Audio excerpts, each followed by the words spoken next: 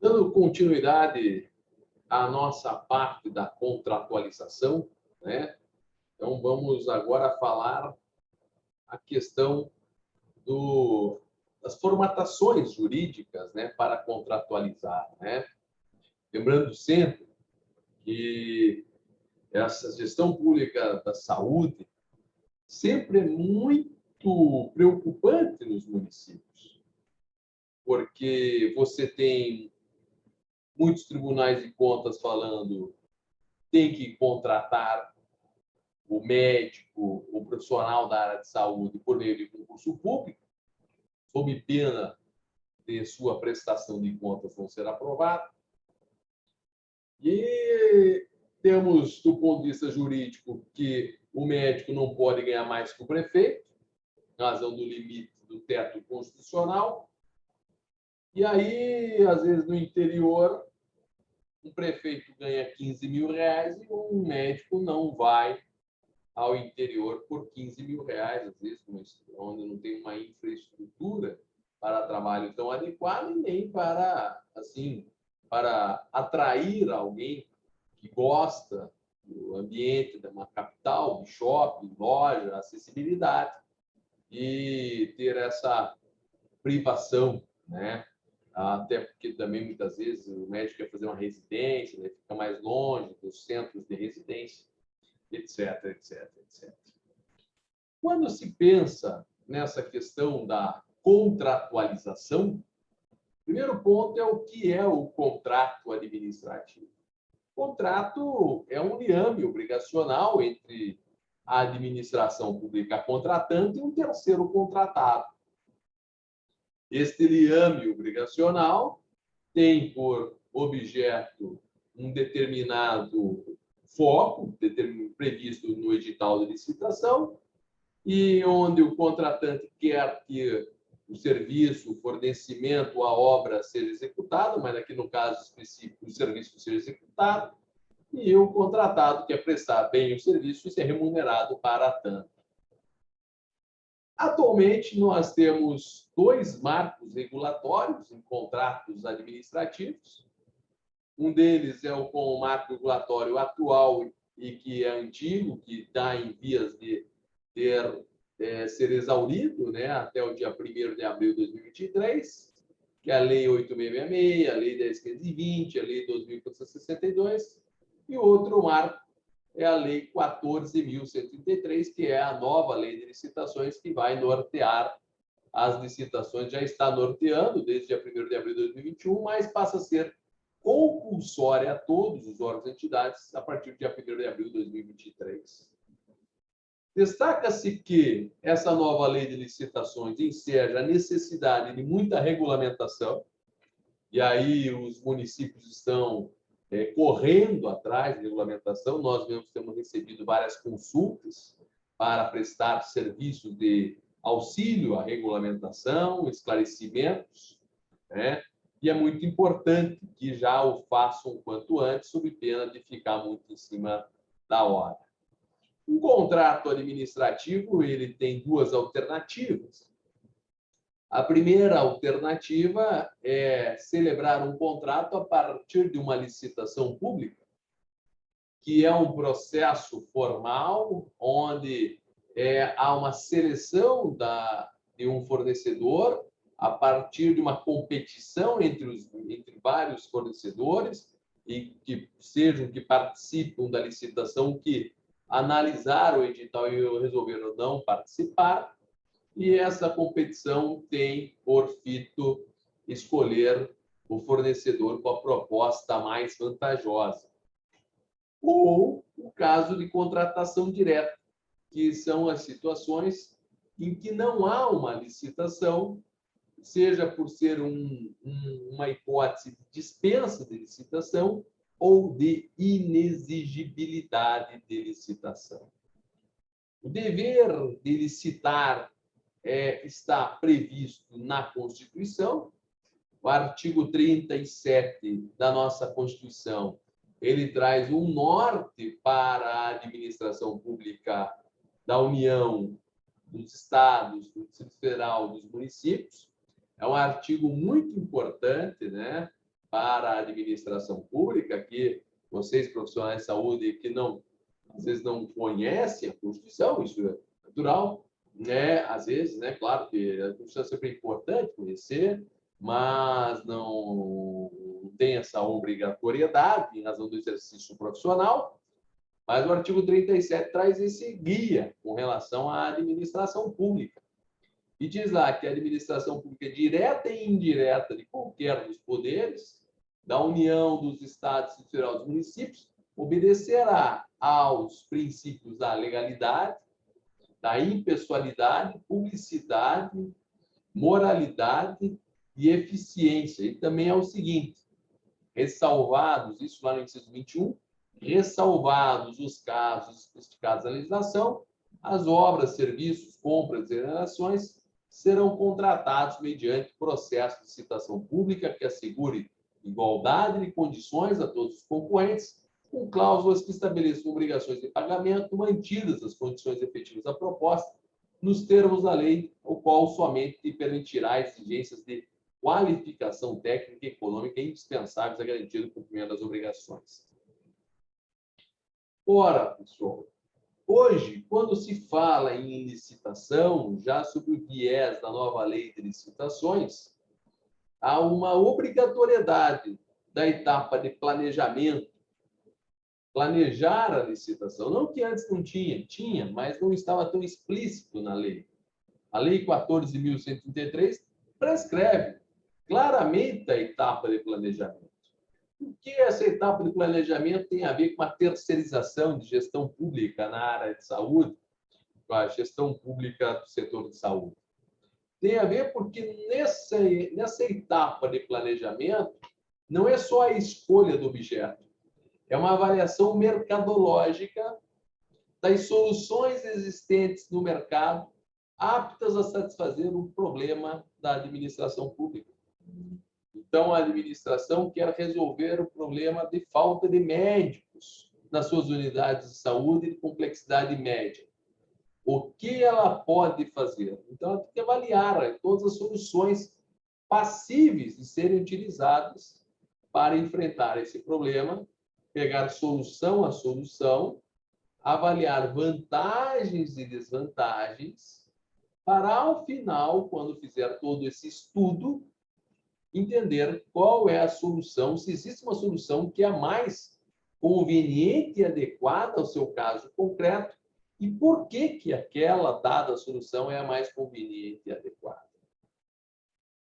Então, nessa etapa do planejamento, quando pensamos numa terceirização por meio de licitação na área de saúde, na área da gestão pública da saúde, será feita pelo poder público, mais precisamente pela equipe de planejamento designada pelo poder público, uma mensuração das soluções e de qual solução é a mais adequada. Mais uma vez, não tem como ter um estudo que copie e cole, porque a solução adotada como melhor em Ariquemes, em Rondônia, pode não ser a melhor solução que é adotada em Candiota, no interior do Rio Grande do Sul, como pode ser a solução não adequada ou diferente de João Pessoa, como pode ser diferente de Rio Espera, no interior de Minas Gerais. Ou seja, nós temos que avaliar as circunstâncias concretas, número de profissionais, quais foram as condições pré-existentes, vamos imaginar de concurso de carreira, demanda, qual é a complexidade do serviço que está sendo necessitado, e etc, etc, etc. A seleção do fornecedor é a licitação em si, é o processo que vai selecionar o fornecedor com a proposta mais vantajosa. Quando nós falamos numa terceirização por meio de licitação, tão importante quanto planejar é selecionar o fornecedor na licitação e gerir a execução contratual, gestionar, fazer a gestão de execução contratual adequada. Para tanto, deve-se avaliar os resultados socioeconômicos, resultados sociais, resultados econômicos de um contrato de terceirização por meio de licitação. E aí, quando a gente pensa em avaliar resultados sociais e econômicos, não é só saber, vamos imaginar, que o médico esteja na unidade de saúde, que o serviço esteja sendo feito, mas que aquele atendimento esteja sendo bom, que aquele serviço esteja sendo eficiente, que aquilo está gerando, do ponto de vista macro, um resultado benéfico àquela sociedade. Obviamente que isto precisa de medidores, precisa de resultados e métricas na hora da elaboração do edital de licitação e que isto seja avaliado durante a execução contratual. E, claro, avaliado por pessoas e profissionais que sejam qualificados, que saibam como avaliar, como mensurar esses resultados. E mais, e se houver necessidade, redimensionar as métricas contratualmente preconizadas. Contrato precisa de licitação, mas também temos possibilidade de fazer convênios, formalizar convênios para atender demandas na área da gestão pública de saúde, e o uso de convênios é uma outra alternativa. O que é convênio? Convênio é uma outra ferramenta jurídica existente no ordenamento jurídico brasileiro, que ele representa o quê? São atos unilaterais complexos, que a gente falaria, mas são ferramentas em que a articulação entre os convenientes, que são chamados de partícipes, que eles visam a quê? A formalizar esta parceria para atender um objetivo institucional comum. E quando nós falamos em convênios, eu já, desde o meu livro de 2011, qualifico convênios em sentido lato, e dentro dos convênios nós temos os convênios em sentido estrito, contrato repasse, termo de parceria, contrato de gestão, consórcio, dentre outras espécies existentes no nosso sistema jurídico brasileiro.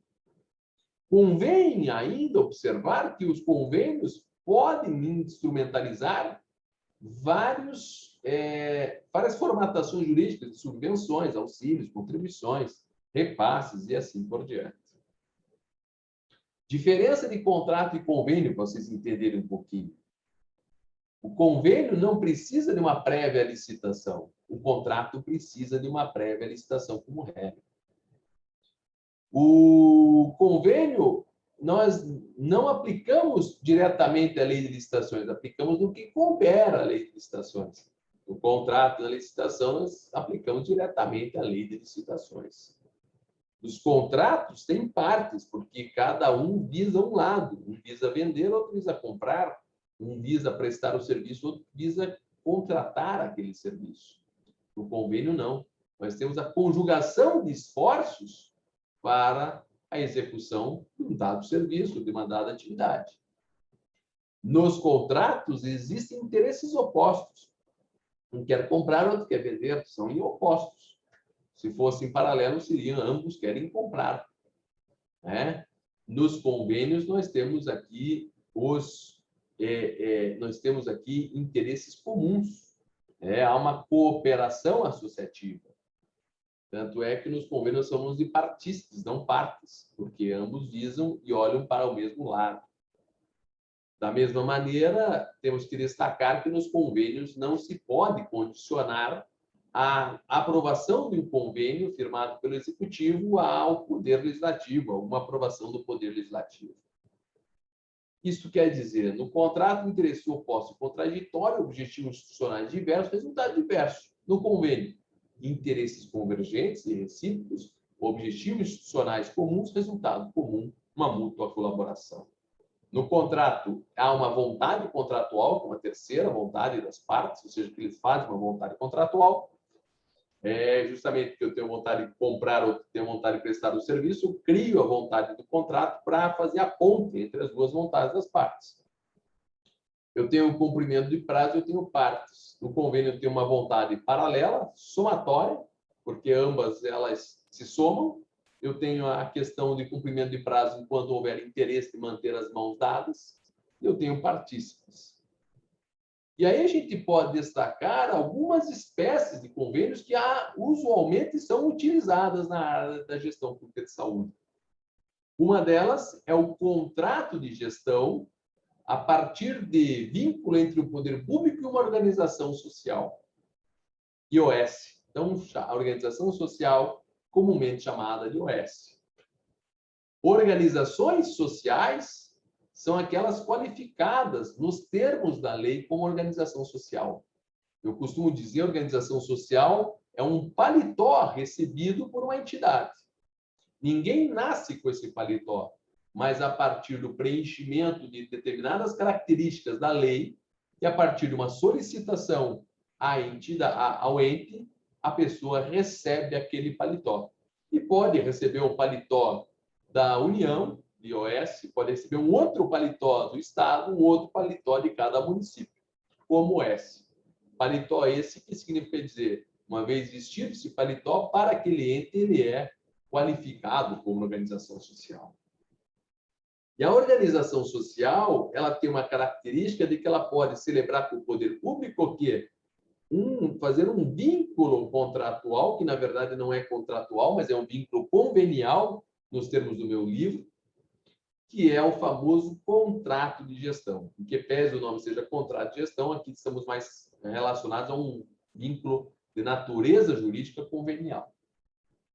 O que é o contrato de gestão? O contrato de gestão é o nome dado para o instrumento firmado entre o poder público e a entidade qualificada como organização social, que tem uma ideia de formar uma parceria entre o poder público e a organização social para fomento e execução de atividades relacionadas, que estão lá no artigo 1º da Lei 9637, que é a lei federal que trata de organização social. O Estado de São Paulo ele tem a sua lei de organização social. O Estado da Bahia tem sua lei estadual, o Estado do Paraná e assim por diante. É muito comum hoje o uso do contrato de gestão? Sim, é muito comum. O contrato de gestão tem sido usado, o contrato de gestão entre OS e poder público para gerir hospitais, às vezes não só a parte médica, mas com o próprio hospital como um todo, unidades de saúde, tem sido usualmente utilizado em vários estados essa questão dos contratos de gestão. Alguns estados, nós temos uma maior abrangência, um maior uso de contrato de gestão. Em outros estados, nós temos o uso de um outro, que eu costumo brincar que é um primo do contrato de gestão, que é um primo da OS, que é o CIP, que é o termo de parceria e é o CIP. O que é o CIP? O CIP também é uma entidade sem fins lucrativos, né, que recebe um paletó de OCIP. Recebe um paletó de OCIP. Ou seja, ela não nasce com paletó, mas uma vez que preencha determinadas características, condições que estão apregoadas no artigo 3º da Lei 9790, ela passa a receber aquele paletó e, com isso, pode se identificar e dizer para as pessoas que ela é uma OCIP, que ela tem a condição, o paletó de OCIP. E se ela tem o paletó de OCIP, além de ter algumas questões tributárias, ela também tem uma prerrogativa, uma possibilidade de formalizar um ajuste com o poder público que é chamado de termo de parceria. Os termos de parceria na área da saúde entre o CIP e poder público são comuns? São comuns. Em alguns estados mais comuns, em outros menos comuns. Eu digo, por exemplo, eu sou do estado do Paraná. O CIP, termo de parceria entre o CIP e municípios, aqui no estado do Paraná já foi muito usual. Hoje tem sido bastante admoestado, né, por um certo mau uso do termo de parceria em questões pretéritas, em experiências anteriores, né, que foram rechaçadas pelos tribunais de contas e pelo Poder Judiciário. Eu costumo dizer que, se bem feito, o termo de parceria pode ser uma boa ferramenta. Ou seja, sempre que eu estou dizendo aqui, são ferramentas. Nós temos que avaliar o caso concreto, avaliar as circunstâncias e fazer o bem feito. Se avaliar as circunstâncias, avaliar o caso concreto e entender que é um caso de utilizar, nós temos que fazer muito bem feito o termo de parceria e gerir como um termo de parceria, e não como um contrato propriamente de mera terceirização. Aqui é o X da questão para que o termo de parceria possa gozar e ter o respectivo retorno. O termo de parceria, então, é o nome dado do instrumento firmado entre o poder público e as entidades qualificadas como organizações da sociedade civil de interesse público, destinados a formar parcerias de cooperação entre o poder público e essas entidades. Pode ter um termo de parceria com enfoque na saúde? Sim, pode. Isso pode e é comum acontecer. Mas, como dito, alhures, em alguns casos, em alguns estados, hoje tem um pouco menos do que outros, em razão já de experiências que não foram boas ou que foram rechaçadas por Cortes de Contas. Uma outra alternativa na área de gestão da saúde é o uso das fundações públicas. Ou seja, fundações públicas nós não estamos terceirizando, nós estamos usando uma delegação, propriamente dito, para dentro da estrutura da administração pública, para que uma entidade da administração pública indireta venha a executar determinadas atividades. Ou seja, no âmbito municipal, uma fundação pública ela pode ensejar o quê? Vai ensejar o desaparecimento da Secretaria de Saúde? Não, a Secretaria fica com a gestão. E a fundação pública ela gere, por sua vez, a execução das atividades da saúde. Uma questão é gerir, outra coisa é fazer a gestão como um todo. Gerir o serviço de saúde, vamos imaginar de média a alta complexidade, por meio de uma fundação pública de saúde, e a outra coisa é a gestão da saúde pela Secretaria Municipal de Saúde,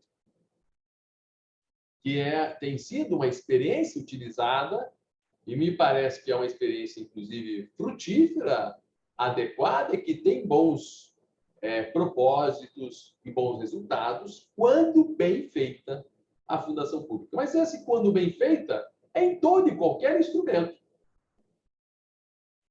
É aquela questão. Não adianta você ter uma boa ferramenta e não saber manusear, que vai dar desastre.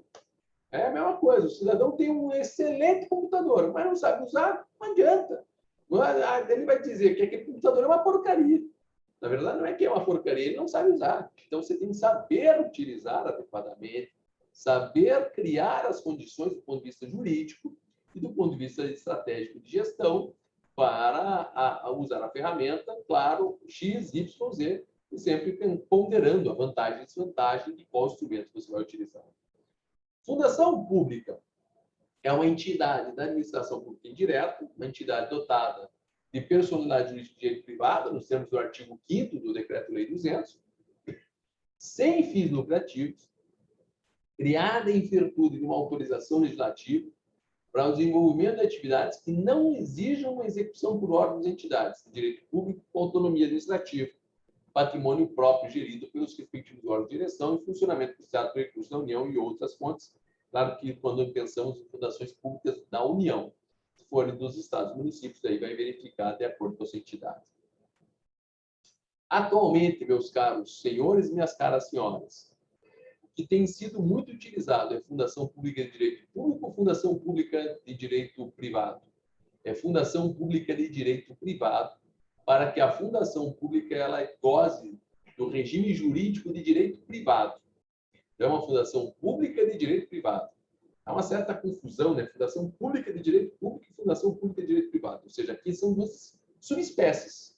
Mas a subespécie que é mais usada hoje, que me parece mais adequada, seria a fundação pública de direito privado, do ponto de vista, hoje, falando aqui em 2021, e seria mais adequado em razão do regime privado que outorga uma série de benefícios para uma gestão de uma área tão importante e tão de tanta dinamicidade como é a saúde. O que diferencia, professor, essas duas subespécies? O regime jurídico. Porque uma é o regime jurídico de direito público, outra é o regime jurídico de direito privado, um pouco de regime jurídico de direito público. E esse regime jurídico de direito privado, com um pouco de direito público, é que traz uma maior flexibilidade. Essas flexibilidades, elas vêm como contratação do pessoal seletista, a possibilidade de acordos coletivos, uma simplificação por meio de regulamentação da parte de licitações e contratos, né? Você tem a questão de próprio preenchimento dos empregos, né? Claro que vai ter que ter concurso.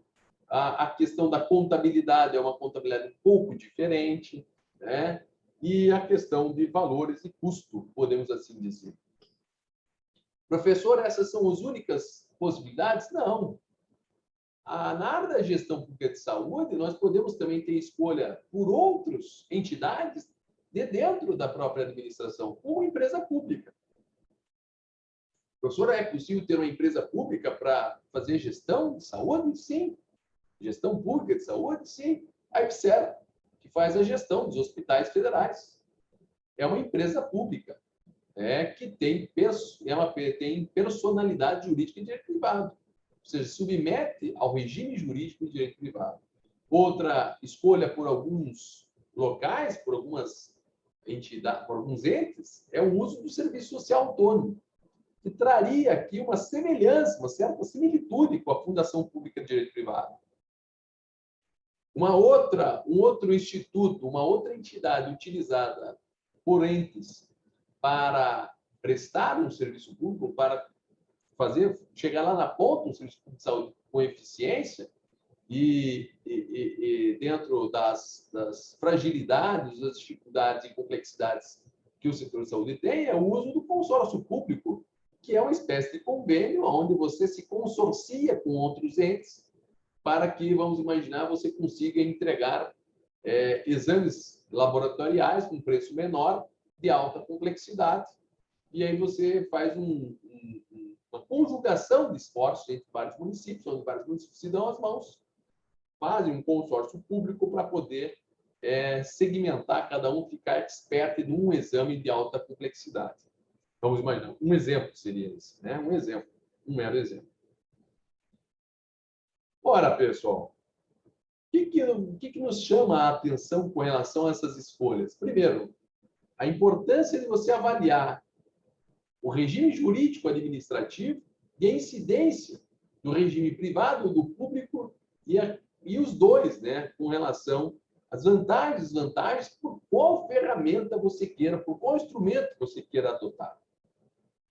Não podemos esquecer da arguição do descumprimento do preceito fundamental, que traz para empresa pública, sociedade de economia mista, e me parece que aqui vai, inclusive, levar esse mesmo raciocínio às fundações públicas de direito privado na área de saúde, quando elas agirem num mercado não concorrencial e for um serviço público essencial, né, sem intuito lucrativo primário, elas agora estão submetidas em suas dívidas com o pagamento via precatório e não um pagamento direto, igualmente acontece com os particulares.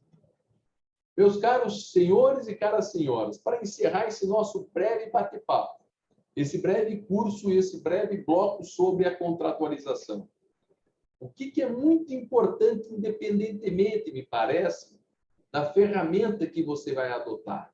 Seja você vai fazer diretamente por seus próprios médicos, você lá, prefeitura, governo, seja você vai criar uma fundação pública de direito privado, ou uma fundação pública de direito público, ou uma empresa vai autorizar a criação de uma empresa pública, ou vai terceirizar por licitação direta, uma terceirização completa, ou vai fazer um termo de parceria, um contrato de gestão, salientando que contrato de gestão com S, mas existe essa expressão contrato de gestão quando é celebrado entre o ente e a Fundação Pública de Direito Privado um contrato de gestão para o serviço, é a mesma expressão que acaba sendo adotada, em que pese sejam institutos diferentes. O que é importante? Importante, independentemente de qual ferramenta se utilize, é que você avalie indicadores, medidas quantitativas e qualitativas, entre duas ou mais variáveis. Indicadores com relação aos insumos que estão sendo ofertados na área da saúde pública, aos processos que estão, então, sendo entregues aos profissionais da área e também à sociedade, aos resultados que estão sendo obtidos lá na ponta e aos impactos, seja do ponto de vista financeiro, seja do ponto de vista de qualidade de serviço público de saúde prestado à coletividade. Seja um contrato administrativo, um contrato de gestão, a gente tem que pensar, seja um contrato administrativo de terceirização, um contrato de gestão, a gente tem que pensar em metas, indicadores, resultados, avaliação de resultados. E o que esperar do controle desses ajustes? Esperar que esse controle seja muito bem feito. Porque de nada adianta a gente ter um bom prestador ou uma boa ferramenta adotada se na hora da execução não houver a avaliação rigorosa, não houver algum agente designado que saiba fiscalizar o cumprimento daquelas metas, saiba avaliar resultados, saiba mensurar quantitativa e qualitativamente os serviços executados.